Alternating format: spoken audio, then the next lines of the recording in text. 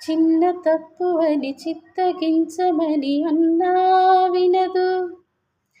అప్పుడెప్పుడో నిన్ను చూసి నీ వశమై మనసు కన్నీరైనా గౌతమి కన్నా తెల్లారైనా పున్నమి కన్నా మూగైపోయా నేనిలా.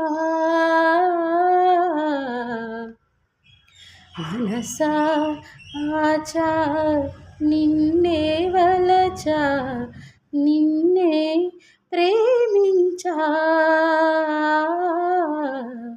నిన్నే తలిచా నన్నే మరిచా నీకై జీవించా.